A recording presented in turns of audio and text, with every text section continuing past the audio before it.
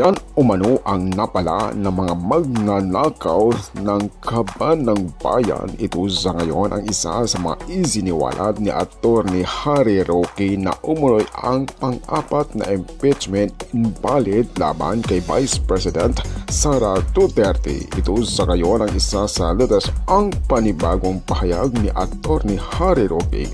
Panoorin pa natin. Ako sa Kulad TV. Meron talagang naunang 3 impeachment complaint.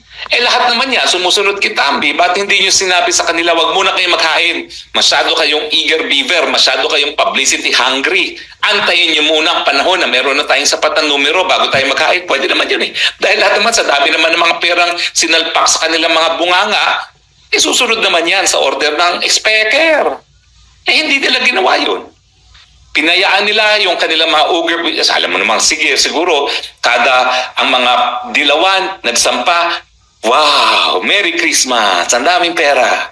Ang mga pulahan nagsampa, wow, Merry Christmas, ang daming pera. Ganon din yung second batch naman ng mga dilawan, wow, ganon din, Merry Christmas, ang daming pera. O ngayon, ang tatakaw nila sa Merry Christmas, sa mga ayuda, sa mga ninakaw na pera ng Kongreso na pinamimigay dyan sa mga nagsumite na impeachment complaint, nakalimutan nila, bawal pala ang mahigit 1 impeachment complaint na masimulan sa loob ng 1 taon. At ngayon na meron na silang numero, ngayon, sino dapat sisihin? Sila rin. Dahil masyado silang garapal at masyado silang ganit sa pera. Dahil ang bilis sila magbenta ng